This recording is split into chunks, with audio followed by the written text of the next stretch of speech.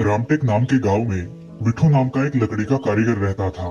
गांव में किसी का भी घर बनाना हो तो विठू को बुलावा आ जाया करता था। बारिश के मौसम में बैलगाड़ियां तैयार करना तथा खेती के औजार तैयार करना आदि काम वो कर लिया करता था। उस गांव में लोग उसे उसके काम के बहुत कम पैसे देते थे। उसे एक बेटा था, विजय। विजय बहुत ही सीधा और सरल था। इसी वजह से कोई भी उसे आकर ठग लेता था। विजय के दोस्त उससे कोई भी काम कम दाम में करवा लेते थे। जब विठू घर पे ना हो तब सारे दोस्त घर पर आकर विजय से अपने छोटे मोटे काम मुफ्त में करवा लेते थे। इस सब से विठू बहुत परेशान रहता था। अरे विजय, ये तुम्हारे लालची दोस्तों से जरा बच के रहना। ये तुम्हें आगे नहीं बढ़ने देंगे। ये तुमसे मीठी मीठी बातें करके काम करवा लेते हैं। बेटा, मुझे तुम्हारी बहुत चिंता लगी रहती है। पिताजी, हमें इस दुनिया में जिसने लाया है उसको चिंता होगी। हाँ, आप चिंता मत करो। ऐसे ही कुछ दिन बीत जाते हैं। अचानक विठू की तबीयत बहुत खराब हो जाती है। किसी भी दवा का उस पर कोई असर नहीं होता। अब घर की जिम्मेदारी विजय पर आ पड़ती है। अपने पिता की तरह ही विजय लकड़ी की कारीगरी में माहिर था, लेकिन उसके भोले स्वभाव के कारण लोग उसका फायदा उठाते थे। ऐसे ही एक दिन सरपंच जी ने विजय को अपने घर बुलाया। नमस्ते सरपंच जी। नमस्ते। आओ विजय, जरा घर का काम निकालना था, इसलिए तुम्हें बुलाया। मुझे घर के लिए 4 चौखट और 2 खिड़कियां चाहिए। एक हफ्ते में बनवा के दोगे? हाँ सरपंच जी, मैं आपको जल्द ही बनवा दूंगा। अगर तुमने ये काम कर दिया तो मैं तुम्हें 4 बोरियां भर के अनाज दूंगा और उसके साथ मेरे खेत के घर का भी काम दूंगा। हाँ सरपंच जी, मैं जल्द ही आपको सारे चौखटे और खिड़कियां बनवा कर ला दूंगा। विजय काम को लेकर बहुत उत्सुक होता है और लकड़ियां तोड़ने के लिए बैलगाड़ी लेकर जंगल में चला जाता है। उसे जंगल का कोना कोना पता था। उसे कहाँ अच्छी लकड़ियां मिलेगी ये भी पता था। उसने काटने के लिए एक सूखा नीम का पेड़ चुना और कुल्हाड़ी से उस पर घाव करना शुरू किया। 1-2 घाव करते ही उस पेड़ से आवाज आई। हे मानव, रुक जाओ। क- कौन है? सामने आओ। मैं हूँ मानव, पेड़। मैं एक ब्रह्म राक्षस हूँ। मुझे एक साधु ने इस पेड़ में कैद कर दिया है। तुम कृपा करके इस पेड़ को मत काटो। अगर तुमने ये पेड़ काट दिया तो मैं मर जाऊंगा। तुम मुझे जीवन दान दे दो। इसके बदले में तुम जो चाहो वो मैं दूंगा। मुझे आपसे कुछ नहीं चाहिए, मुझे क्षमा कर दीजिए। ब्रह्म राक्षस विजय की ये बात सुनकर प्रसन्न हो गया। तुम कहाँ से आए हो और नाम क्या है तुम्हारा? मेरा नाम विजय है, मैं यही पास के गांव से आया हूँ। विजय अपनी सारी हकीकत उस पेड़ को बता देता है और उसके लिए ब्रह्म राक्षस को बहुत बुरा लगता है। उस साधु ने बताया था कि जब तक तुम एक पुण्यवान आदमी की मदद ना करो तब तक तुम इस पेड़ से मुक्त नहीं हो सकते, और अब मुझे मौका मिला है मुक्ति पाने का।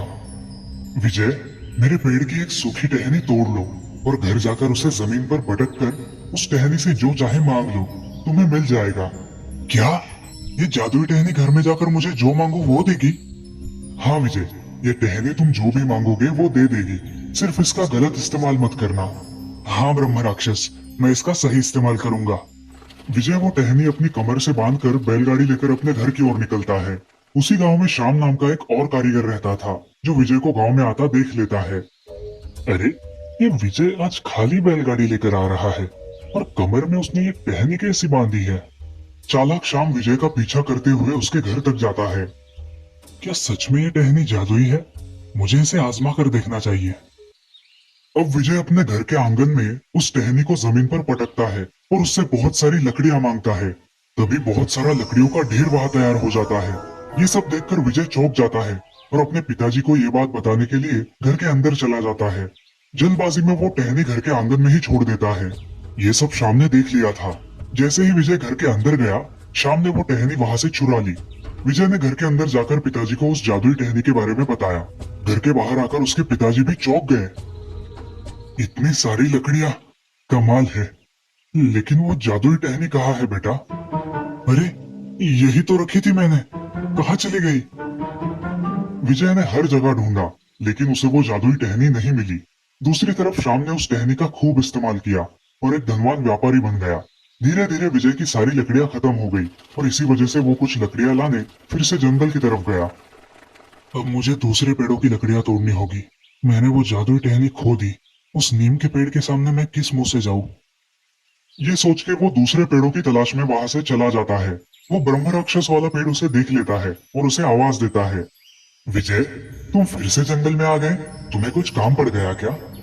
मुझे माफ कर देना ब्रह्म राक्षस। तुमने दी हुई टहनी मैं संभाल न सका, उसे कोई चुरा कर ले गया, इसलिए मैं यहाँ लकड़ियां लाने फिर से आया हूँ। अब वो उसे सारी घटना विस्तार से बताता है। ब्रह्म राक्षस अपनी विद्या से सब कुछ जान लेता है। ठीक है विजय, तुम मेरे पेड़ की और एक टहनी तोड़ लो। ये भी जादुई टहनी है, मगर मैं जैसे बताऊं वैसे ही करना। हाँ हाँ, आप जैसा बोलोगे वैसा ही होगा। ये जादुई टहनी जिस किसी बीमार आदमी के बदन पर घुमाओगे, वो आदमी पूरी तरह से ठीक हो जाएगा। अब विजय के मन में अपने पिता का विचार आता है और वो उस पेड़ से धन्यवाद देता है। वो टहनी तोड़कर अपने कमर में लगाकर वहां से कुछ जरूरत की लकड़ियां लेकर चला जाता है। विजय गांव में आते ही शाम की नजर उस पर पड़ती है। आज विजय बहुत दिनों के बाद जंगल गया था और उसके कमर में आज भी एक टहनी थी। शाम को इस बात का भी अंदाजा था कि यह भी जादुई टहनी होगी, मगर उसका कैसे उपयोग करते हैं ये उसको नहीं पता था। उसने इस बार भी विजय का पीछा किया और छुपके से उसे देखने लगा। विजय ने घर जाकर वो टहनी अपने पिता पर आजमाई। अरे विजय, तू ये क्या कर रहा है? पागल तो नहीं हो गया? पिताजी आप बस देखो मैं क्या करता हूँ। तभी चमत्कार हो जाता है। उसके पिताजी एकदम से खड़े हो जाते हैं। उन्हें कोई भी थकान महसूस नहीं होती। ये देख दोनों बाप बेटे खुश हो जाते हैं। विजय वो टहनी अपनी अलमारी में रख देता है और अब वो दोनों काम करने के लिए बाहर चले जाते हैं। इस बार भी शाम वो टहनी चुराकर घर ले आता है। विजय और उसके पिता काम करके घर लौटते हैं। पिताजी, आपने मेरी जादुई टहनी ली है? अरे विजय, मैं वो टहनी क्यों लूं? उससे मैं क्या करूंगा बेटा? विजय अब उदास हो जाता है। उसके पिता उसे समझाते हैं। अरे बेटा, तुम्हारे नसीब में नहीं होगी इसलिए नहीं मिली। जाने दो, हम हमारा लकड़ियों का कारोबार करेंगे। तुम मायूस मत हो। जो हमारे पास नहीं है उसका गम करने का कोई फायदा नहीं।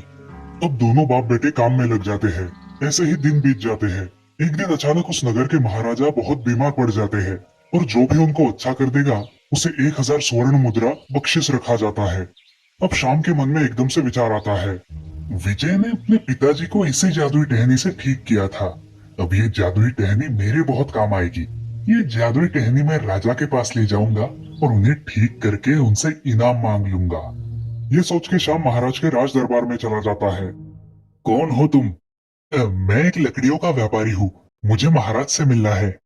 सेवक सूचना महाराज को देते हैं। महाराज जानते थे कि श्याम जो लकड़ियों का व्यापारी है वो बहुत कंजूस और लालची किस्म का आदमी है। महाराज उसे अपने कक्ष में बुलाते हैं। प्रणाम महाराज। बोलो, यहाँ क्या काम है तुम्हारा? मेरे पास आपको ठीक करने की एक बहुत अच्छी दवाई है, मगर आप ठीक हो गए तो मुझे इनाम और मैं जो मांगूंगा वो देना होगा। ठीक है, मैं ठीक हो गया तो तुम्हें तुम्हारी मुंह बोली कीमत मिलेगी। अब शाम ने वो जादुई टहनी निकाली और महाराज पर उसका प्रयोग किया, लेकिन अनर्थ हुआ। महाराज ठीक होने से उल्टा और ज्यादा बीमार हो गए। हे भगवान, तो अब मैं क्या करूं? ये महाराज और इसके सैनिक मुझे नहीं छोड़ेंगे। यहाँ से निकलना ही ठीक होगा। पकड़ लो इस चालाक शाम को और इसे कारागार में डाल दो। दया महाराज, दया। आप बड़े दयालु हैं। मेरा ये गुनाह माफ कर दीजिए महाराज। सच्चाई क्या है बता दो, वरना आजन्म कारावास भुगतना पड़ेगा। महाराज, आप ही हमारे पालन करता हो, आपसे क्या छुपाना। अब वो महाराज को सारी सच्चाई बता देता है और ये भी बताता है कि कैसे उसने विजय से वो टहनी चुराई। महाराज विजय को राज दरबार में बुलाते हैं। सैनिक विजय को महल लेकर आते हैं और राजा द्वारा विजय को सारी सच्चाई समझ आ जाती है। विजय, हमें लगता है कि अब तुम ही हमें बचा सकते हो। क्या तुम्हारे पास कोई उपाय है? हाँ महाराज, ये टहनी तो मेरी ही है, मगर ये किसी को बीमार नहीं करती। ये तो बीमार को ठीक कर देती है।